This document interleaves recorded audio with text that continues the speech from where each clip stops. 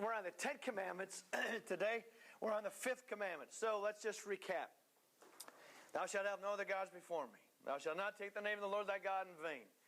Remember the Sabbath day to keep it holy. Honor thy father and thy mother, that it may be well with thee and thou mayest live long in the earth. And here we come to Exodus chapter 20, verse 13. What's today's commandment? You shall not kill. You shall not murder. So let me start with this way. Here's a little story. They had only been married 11 days when she had him killed. It all started when Louis Weber met Eva Garcia. Louis was 41 and she was 17 and a senior in high school. A romance blossomed and they were married in November of 1988. 6 days after getting married, Eva learned that she had won a scholarship to college. Evidently fearing that her new marriage would ruin her chances at the scholarship, she complained to her cousin, who put her in touch with 2 men who offered to help her out. 5 days later, while Eva and Louis ate at a pizza parlor, she excused herself, met with the 2 men, and gave them $1,000.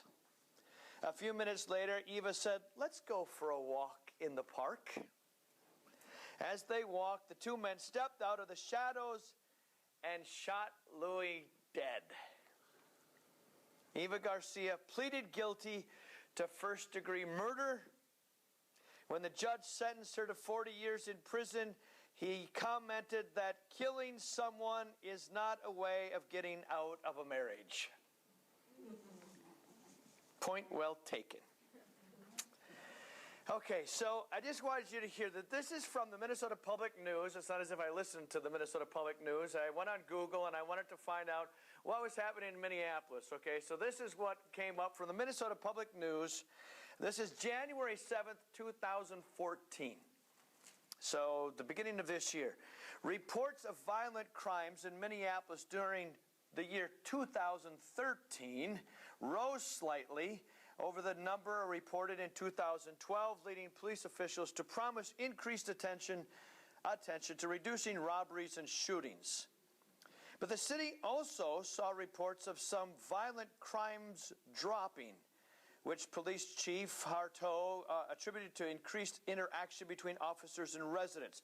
The city of Minneapolis saw a nearly 8% increase in the number of reported robberies, from 720 to 1,855. The number of reported aggravated assaults also arose from 1,704 to 1,763. Although the Minneapolis Police Department recorded 39 killings in 2013, officially, homicides dropped from 40 in 2012 to 36 in 2013, as the department does not report homicides determined to be justified. The number of reported rapes fell from 416 to 385, and the city also saw fewer non-resident crimes such as burglaries. I read that, and my first reaction was we still know how to kill. We still know how to take and ruin other people's lives. So somehow, despite all of our technological advances here in the year 2014, our prowess has simply taught us how to kill quicker and cleaner, with less fuss and with less mess. We kill faster now with deadlier aim, but the end result is still the same. Our streets are unsafe, our homes are unsafer, our cities are unsaferist, and our hearts are filled with fear. Progress, right? Oh, yeah. Well, nowadays, kids kill each other over a high school letterman's jacket. Or they kill because someone stole their stars and wires. You ever heard that term? It means their rims and wheels. Or they kill because they don't have money to buy drugs, or because they're on drugs, or because someone looks at them funny. So, do we really need the 5th commandment? Is the question for today. Our problem is simple. We think that this commandment doesn't apply to us. I've never killed anybody. I mean, I'm no murderer. And by that we mean that we've never taken a gun and blown somebody's face off, or that we've never taken a knife and plunged it into somebody's heart. We haven't literally killed anyone, so we think this commandment really doesn't apply to us. I get the first four, but this one, not so much. Haven't killed anyone, huh? Well, don't be so sure. So let's look at what Jesus said. Would someone read for us Matthew chapter 5, verse 21 through 24? You have heard that the ancients were told, you shall not commit murder, and whoever commits murder shall be liable to the court. But I say to you that everyone who is angry with his brother shall be guilty before the court, and whoever shall say to his brother, Raca, shall be guilty before the Supreme Court, and whoever shall say, you fool, shall be guilty enough to go into the fiery hell. If there you are presenting your offering at the altar, and there remember that your brother has something against you, leave your offering there before the altar and go your way. First be reconciled to your brother, and then come and present your offering.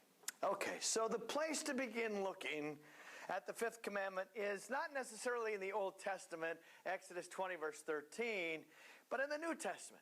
And this happens to be in the Sermon on the Mount that Jesus preached, to be specific. And here in Matthew chapter 5, Jesus is speaking to a group of people, probably much like you and me, who felt that they had pretty much kept the Ten Commandments. They were good, church-going, temple-residing people, okay? They truly believed that as long as they didn't physically kill someone, there was no way that this commandment could ever apply to them. Jesus says, you're all murderers. You just don't know it. In answer to the Pharisees who watered down this commandment, Jesus expanded these ancient words by including the motives of the heart. In these verses, Jesus goes from the fruit of murder to the root of murder. An evil heart attitude. If murder is the fruit, then anger is the root. All of us are murderers when it comes to harboring anger against others. Any of you ever been angry at somebody?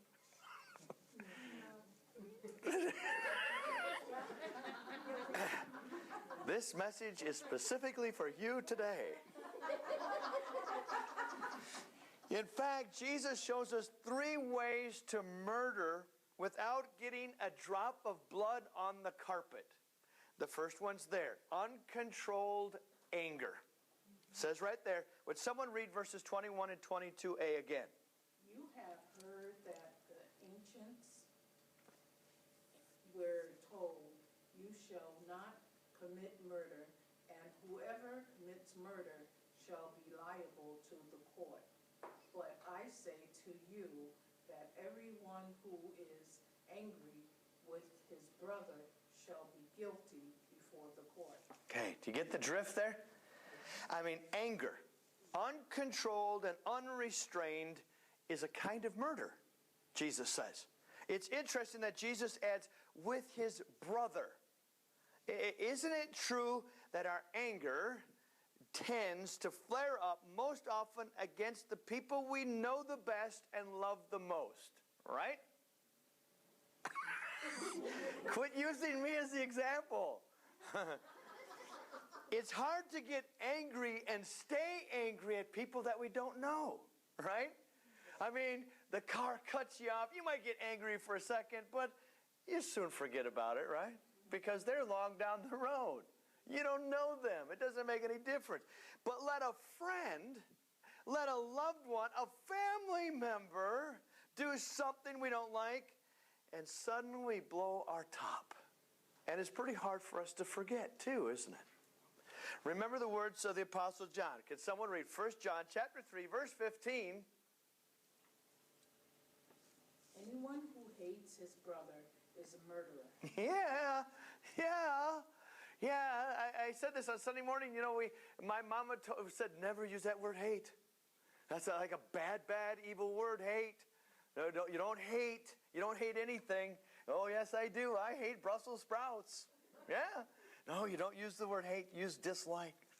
But the truth of the matter is, when you break down that word hate, it just means I don't like you. I don't like something. It's that simple. Hate is not this rage, this fury. Hate is I don't like how you talk. I don't like how you look. I just don't like you. That pure, that simple.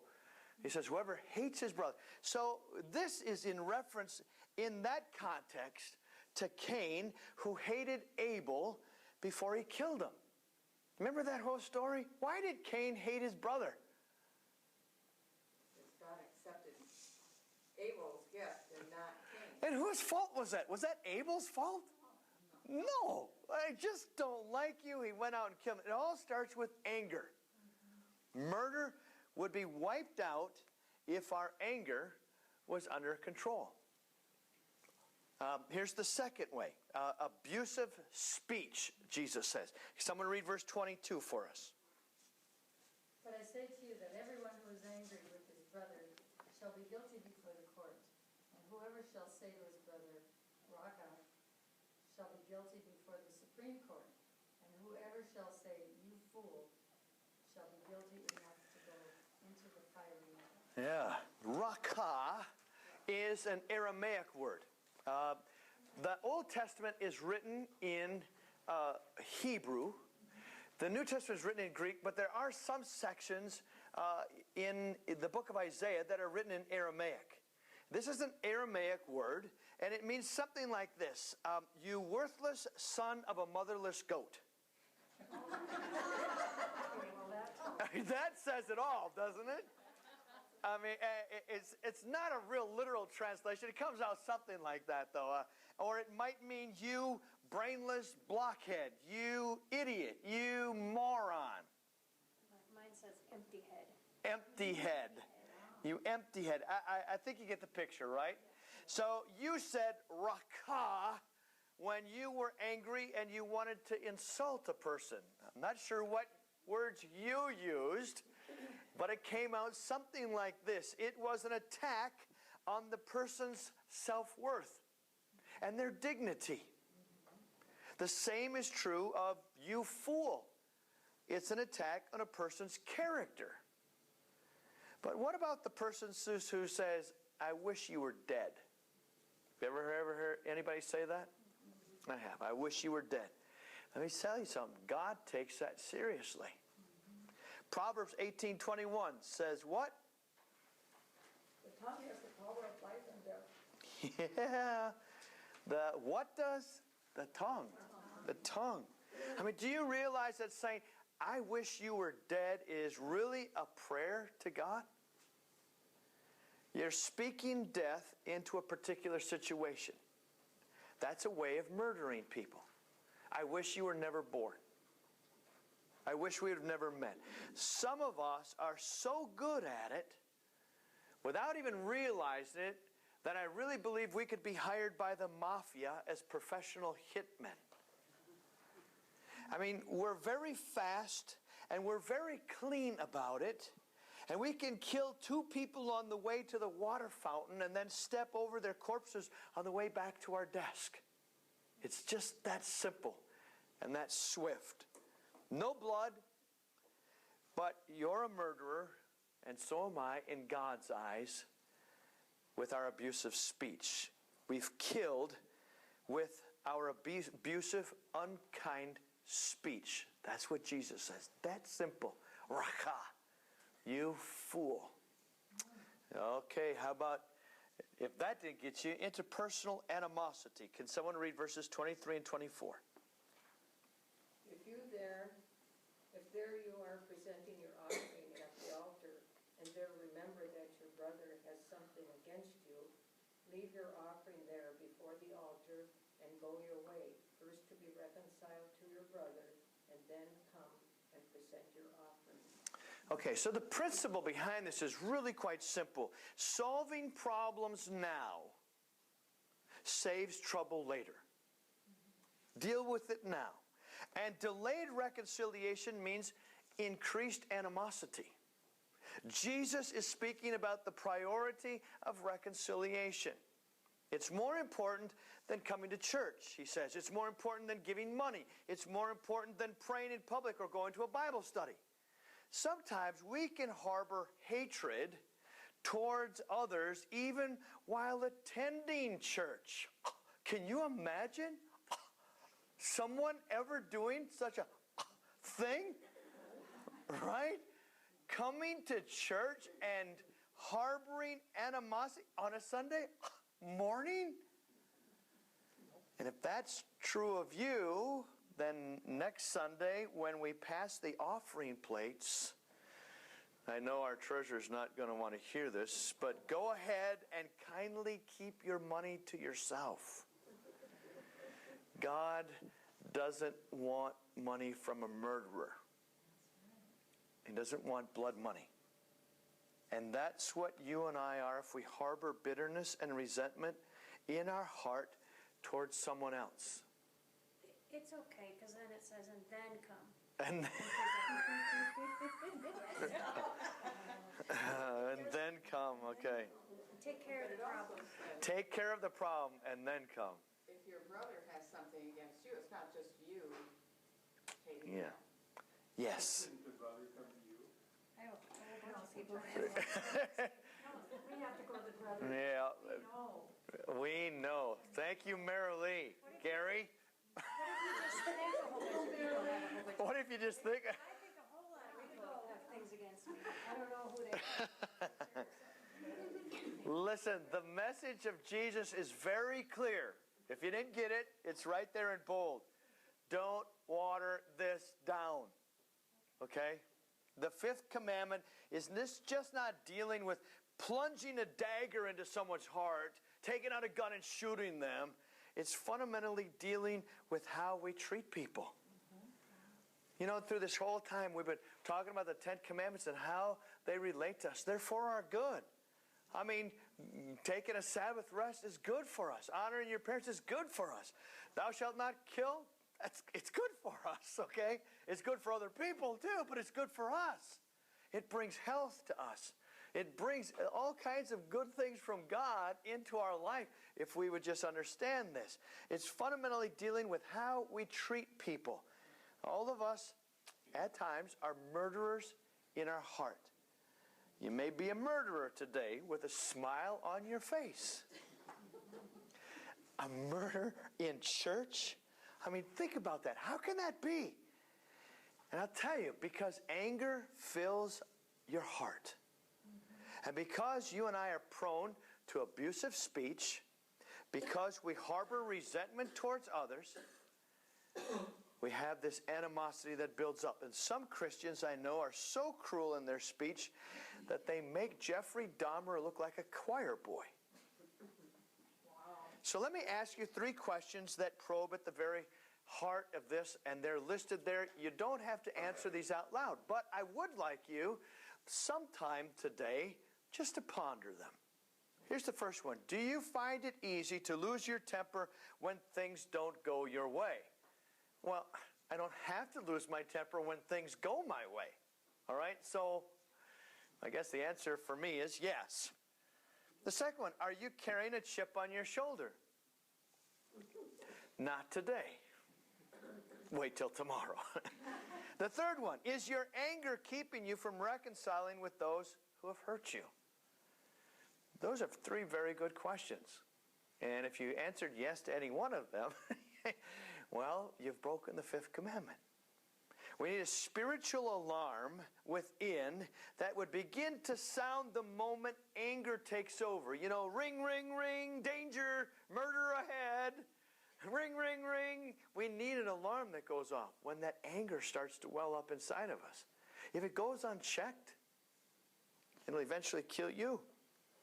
The truth is, there is murder in my mouth today and in yours. Given the right circumstances, all of us have the propensity to commit murder. Our hands are not clean because our lips are not clean. So why bring this up? because we're guilty of the very thing we said we would never do. We Christians tend to be very quick to excuse ourselves. Please understand that the Lord Jesus is not as quick as we are to let us off the hook. If we take Him seriously, then we've got to stop making excuses for our hidden anger, our buried resentments, and our tongue that is as sharp as a razor. So here's 4 critical issues beyond that part of it. I hope you understand that part of it so that we get, yes, ma'am. Can you list those excuses again? Stop making excuses for? Stop making excuses for hidden anger, Yes. buried resentments, and our tongue that's as sharp as a razor. Thank you. Okay, so hopefully you got that part. Not a one of us is let off the hook when it comes to the 5th commandment. Just from that one aspect. Because of the anger that builds up inside of us. But as we look at the bigger picture of this commandment, you shall not murder, thou shalt not kill, okay? There's issues in our society that usually come up that I've been asked many times during the course of my ministry. So let me see if I can talk about these 4 issues. There's no discussion of the 5th commandment would be complete without at least briefly touching on some of the major social issues raised by this commandment. And the first one is, what about capital punishment?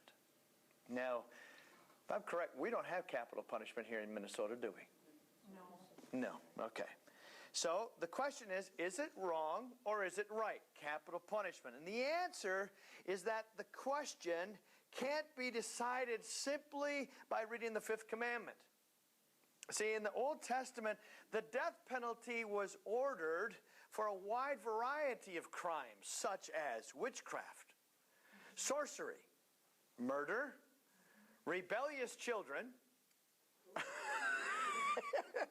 Rebellious children, well, we're the end of society today. Adultery, kidnapping. All those brought the death penalty in the Old Testament. So, is capital punishment always wrong? No, because God specifically ordered it in the Old Testament. He said, you do this, kill them. They're a dredge on society. But doesn't the commandment say, thou shalt not kill? Yes. But the Hebrew word means to murder, not merely to kill. Do you understand the difference between that?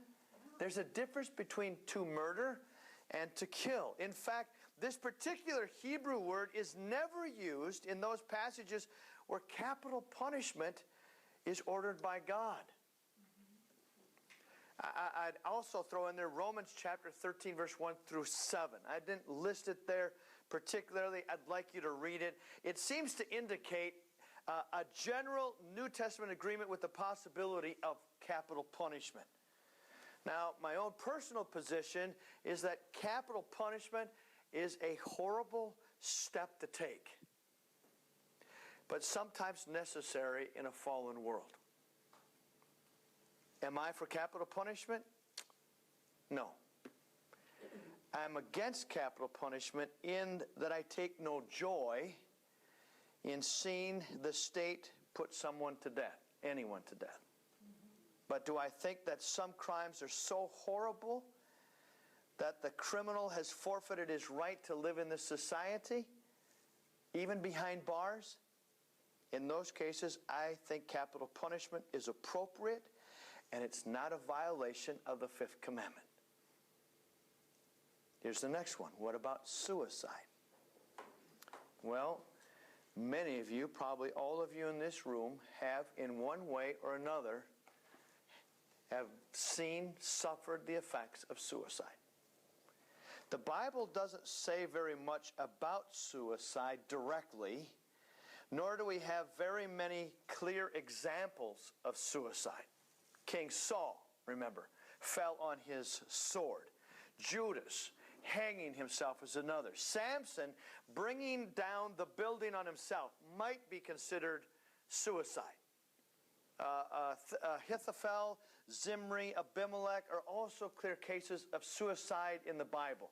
There's at least 6 or 7 cases of suicide in our scriptures. But is suicide a violation of the 5th commandment? Yes, because suicide is self-murder. Not self-killing, self-murder. It's a sin to take your own life because you're sinning against God who gave you life in the first place. Yes, Arlene. What about that woman that wants to end her life? She has cancer and she doesn't want to suffer, so she's going to take her life on the 1st of November or something. Let's hang on to that thought for just a second. See if I don't answer this here. Thomas Aquinas forbid suicide on 3 grounds. It's unnatural. It's a crime against those you know. It usurps the place of God who alone gives and takes life. Now that's been the general position of the Christian church throughout the centuries, from the very beginning. That's been, this insight is crucial because of the growing popularity of people like Dr. Kevorkian. Remember Dr. Kevorkian, the infamous Dr. Death, who invented the little machine to help old and sick people end their own lives. And the popularity of books like Final Exit. I don't know if you've ever seen or heard of that book, which gives detailed instructions on how to take your own life. We live in an age when quality of life has become much more important than the sanctity of life. Against such humanistic thinking, the church must once again loudly proclaim that God alone is the giver of life and that no one has the right to take his or her own life, no matter how desperate the situation may be. Let's also understand that I don't believe that those who commit suicide are condemned to hell. The church has taught that for centuries. Scripture doesn't say that. Though Judas is called the son of perdition, right? And most often when people hear that he is the son of perdition, that must mean he is suffering in hell because he committed suicide. Perdition means loss. And if you read that in context in John chapter 17, Jesus says, I have kept them all except for one, the son of perdition, the one that I lost, the one that took his own life. He's not with us anymore. And that was even before it took place. Okay? This is what he says exactly in John 17 verse 12. While I was with them, I was keeping them in thy name, which thou hast given me, and I guarded them. And not one of them perished, but the son of perdition. He was lost. It's not in the context of spiritually as much as physically that the scripture might be fulfilled. So just play this out with me. You may have heard me say this before. Judas was chosen by Jesus. Judas was predestined to be the betrayer of the Son of God. Judas believed that Jesus was the Messiah. Judas believed that Jesus was to be the next king of Israel.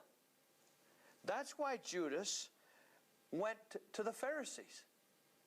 Judas was going to help the process by turning Jesus in, since Jesus wouldn't, in the attempt to get everyone else to see what he saw. He hands Jesus in, he betrays Jesus, and then he sees what takes place, right? He sees Jesus whipped and flogged and beaten, the liars coming and giving false testimony. He is so taken back. He did not see that coming.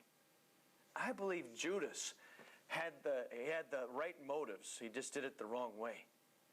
And he went and he handed Jesus in, believing that the king will not. He saw the triumphal entry into Jerusalem. He heard the people shouting, Hosanna to the Son of David. And his mind started going, all the people are with them. If we can get the leaders to agree on this, we'll have the King of Israel back on the throne and we'll break Roman tyranny. That's why he did what he did. But it all backfired. That wasn't God's plan. That was Judas's plan, not God's. And here again, it's inference. Okay, I can't back that up on any particular scripture passage. But I have a real difficult time believing that the Son of God would choose, handpick Judas, already knowing that Judas was going to betray him, only for him to be lost to all eternity. I don't know. I kind of have a battle with grace at that moment. And so here's Judas filled with such total remorse. He sees no other way. He says, how do I make this right? I really believe in my heart of hearts that he believed that Jesus was the Son of God. He didn't totally understand the plan of salvation. Otherwise, he too would have repented like Peter. But in his remorse, in his bitterness, I believe there is repentance. He takes his own life. And for that, throughout all the centuries of time, everyone has condemned him to the deepest part of hell. And we've labeled those who have committed suicide in the same fashion, and we've left families in total despair. I believe he loved Jesus. That's why he was so full of hurt. My own take on it, I believe many will be totally surprised when they get to heaven and they see Judas walking the streets of gold. Just my thought. Suicide. Here's the second one. And Arlene, if I didn't answer your question, let's come back to it. Is war ever justified? And on this question, Christian scholars, thinkers, and writers are divided. Let me simply say that this question is not settled by a simple appeal to the fifth commandment. Many times in the Old Testament, God commanded his people to go to war against the Canaanites and other pagan groups, and the instructions were often very explicit. Take no prisoners, do not spare anybody, not even the women or the children. Some writers have suggested that these holy wars of the Old Testament have been superseded by the New Testament ethic of loving your neighbor. And still others have suggested that loving your neighbor is precisely the reason why war is sometimes necessary. War, I'm sure everyone can agree, is terrible. But it's not the most terrible state one can imagine. War is not worse than enforced slavery. War is not worse than little girls being raped and made to be Muslims. War is not worse than little boys being sodomized and forced to be Muslim. Nor is war worse than the Holocaust. If going to war is the only way to stop an Adolf Hitler or a Saddam Hussein, then Christian love says, pick up your gun and head for the front. Lives are being lost, and you need to defend your neighbor. This isn't to say that all wars are just, or that some wars are not clearly fought for selfish reasons, but some wars are clearly just, and in those cases, war cannot be a violation of the fifth commandment. And here's the fourth one. Abortion and the fifth commandment. One moral issue deserves special treatment. The debate over abortion is still a moral issue of our day. It has become the most divisive issue since the debate over slavery 150 years ago. Over 50 years ago, the Supreme Court, in a sweeping display of raw judicial power, swept aside the abortion laws of all 50 states, creating a legal climate in which abortion on demand was possible at any point during pregnancy. Then in 1980, evangelicals helped elect Ronald Reagan in the hope that he would appoint pro-life justices to the Supreme Court, and that proved to be unfruitful. The numbers themselves are staggering. I think I included a website. Did I include a website? www? No, I didn't? It's not on there? Would you please write this down? If you have internet, you'll want to see this. www.numberofabortions, all one word, numberofabortions.com. And it will give you a live statistic of abortions that are happening even right now. Since 1973, over 57 million babies have been aborted. That's a rate of 1 every 20 seconds. More babies have been killed through abortion in the last 50 years than all the American casualties in all the wars that we fought, from the Revolutionary War through our latest.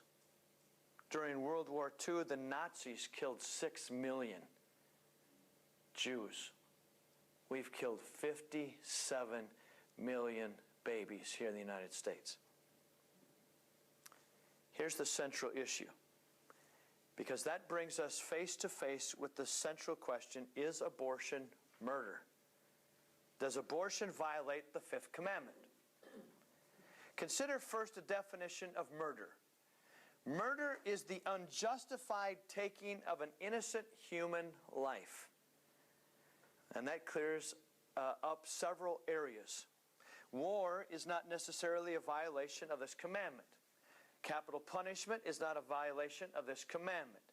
The definition assumes that there is occasional justification for the taking of human life.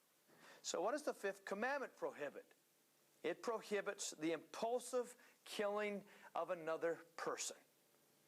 To use the legal term, it's killing an innocent person with malice aforethought. Murder in this sense assumes several things: that the one being killed is innocent of any wrongdoing, that the one doing the killing has no justification for his action, and that the killer meant to kill.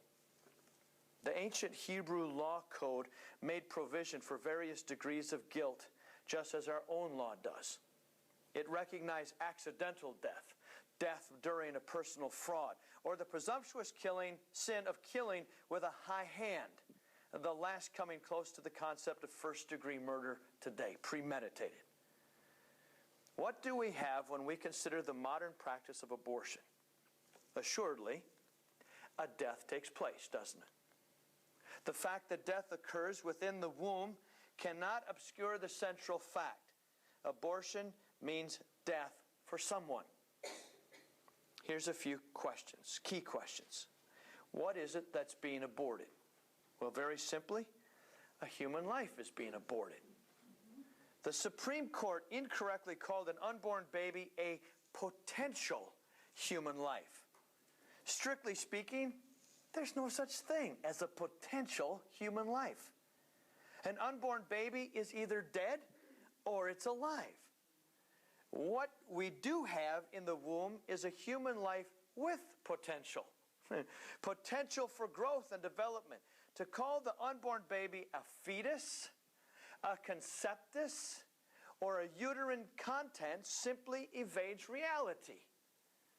Let every person be clear on this point. It is a living, developing, unborn human being that's been aborted. What happens to the unborn baby in an abortion? It's killed. Cease to exist. The means vary from clinic to clinic depending upon the stage of the pregnancy. Either the developing baby is chopped up, sucked out, shredded, poisoned with salt, or occasionally, in a very late abortion, delivered alive and allowed to die from neglect. Whatever means is used, the end result is the same. Abortion kills babies. So why are so many women seeking abortions? Despite all the pro-choice propaganda, relatively few women seek abortions because of rape or incest. If you want to know, it's less than 0.5%. But we use that as the exception. We always have the exception. Well, what about the lady who got raped? Well, okay, let's talk about that. But know the facts. Less than 0.5% of women who are raped or because of incest get pregnant. The most fundamental reason that women seek abortions is convenience. The mother is unmarried. The father won't support the baby. Another baby would be embarrassing. The mother is a teenager. A baby would ruin her life. The baby might be handicapped. Just another mouth to feed. A baby would interfere with a mother's career, and so on. Our list goes on and on. Abortion, on top of everything else, is an utterly selfish act. And can I also tell you this, that in our day, in our society today, do you realize that African American women are targeted? They are targeted by Planned Parenthood for abortions. Talk about a problem. How should Christians feel about abortion? If we value all human life as sacred because it's made in God's image, then we must oppose abortion with all of our heart. Recent commentaries have likened the abortion debate to the slavery debate of 2 centuries ago. So it is. Barely 160 years ago, in a large part of this nation, blacks were considered less than human. A viewpoint upheld by the Supreme Court in the notorious Dred Scott decision of 1857. Christians are obliged to oppose abortion precisely because we value all life, born and unborn, as made in God's image. So, what can we do? Refuse to be silent. Sometimes I get letters from people or emails who say, Pastor, abortion is a divisive issue. We ought to stress the positive things and not the things that divide us. And my blood, I have to tell you, starts to boil when I read things like that. That's exactly what the Christian church did in Germany during World War II. They turned away from the gas ovens as they worked overtime, killing millions of Jews. They said, we can't speak out, we'll only cause trouble, or we'll get in trouble. It's about time that God's people got angry enough to cause some trouble. Erwin Lutzer offers some pointed words for us to ponder. Listen to what he says. It's written in an article, Exploding the Myths That Could Destroy America. Abortion continues only because babies are not strong enough to fight back. Their cries are muffled in the sanitary surroundings of hospitals and abortion clinics. Someone has to fight their battles for them because they are helpless in their struggles. If we do not stand up for a child's rights, why do we think our own will not be taken away? If the Christian church cannot unite in this opposition to abortion, it is highly unlikely that it can unite about anything else. Surely nothing must be more grievous to the heart of God than seeing these little ones forced into an untimely death performed under the guise of freedom. Well, our last is, can a murderer be saved? One final question and then I'm done. Can the stain be removed? Can guilty hands ever be washed clean? Well, I'd like to remind you of a few biblical characters. Moses, who killed the Egyptian foreman. David, who killed Uriah the Hittite. Paul, who stood over the stoning of Stephen and approved of it. All three were murderers in God's eyes. All three found forgiveness. And so can any murderer. And it's a good reminder for us today, especially as I take you back to our first part, where we all fall short of the glory of God. So let me just talk real quickly about the issue of taking one's own life. Is it wrong? Well, I've made it known that if there was something that, at least I've told my wife, if something ever happened, I've been so far as, honey, if I'm ever in a terrific car accident and my car's in the ditch, just roll me over and don't take me to the hospital, just let me die. It'll be okay. I believe there's a time and a place when there is no answer other than a miracle from God. That I'm not necessarily taking my own life. There's something else taking my life. Okay? To put a gun to my head, to put a rope on my neck, those are different means. But to simply say, I don't know if my mom made a conscious decision. You think she made a conscious decision? You know, there are just those who, I want you to tell a story about the lady that stopped eating, made that decision. Like with my mom, she just stopped eating. She didn't eat the last 11 days of her life. She didn't eat anything. She didn't drink anything. Now, whether that was a conscious decision, I'm not sure. She may have had a stroke the night before. But there are those. Julie, tell that. You know which story I'm talking about? Tell that story real quick. His wife. Oh, I think it was his wife, and there was I don't know how old she was, but her uncle had a stroke, much like his mom had a stroke. So she was paralyzed on her left side, but her brain worked well. And this lady watched her uncle just live on and be completely dependent for years and years. And she had made the comment to her husband, if that ever happens to me, I'm not going to eat or drink. I will not do that. And once you know, some years later, she did have that stroke. And she refused food and water. And her husband tried to get her even to have ice chips. And she said, no, I don't want to do that. And within 4 days, she was gone. And I feel like that question of life and death is tough. Because when we were going through this with his mom, I considered it wasn't about choosing to die, it was about surrendering to God's will.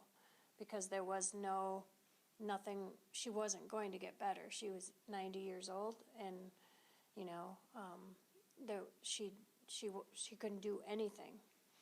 And it wasn't even so much about quality of life, it was just she was barely surviving. So I think that's the question. The woman you're talking about, that I don't think that's right, because she's taking a pill to kill herself. But you know, it's a tough question, and when you study it and you go through with hospice and you talk to them and how that all works with food and stuff, going without food, it becomes a natural thing. You don't actually, when you're at that place of inability to take care of yourself, food isn't even attractive anymore. You know, so once you go a day or two or three, you're not even hungry anymore. It's not a matter of choice at that point. It's just, you know, we eat because we're hungry. We eat because we're busy and we're active and we're hungry and thirsty. And so there's a difference, you know, in that. The lady out in Portland, Oregon that made that statement about taking the pills, she also said she didn't know where she was going. Mm-hmm. So we should pray for her salvation. Right.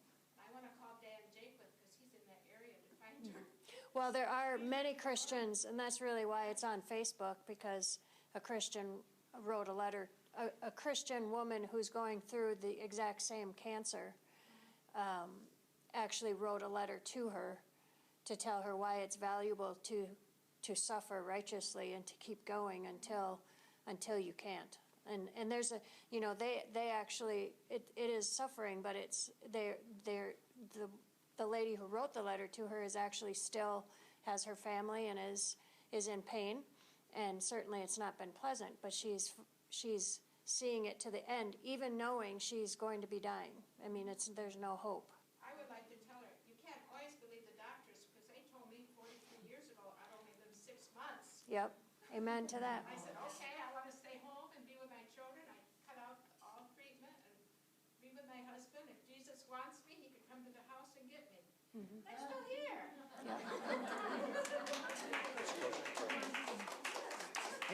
So what are you saying? He didn't want you? I'm disappointed. No. I'm so ready to go. Let's close with a word of prayer. Father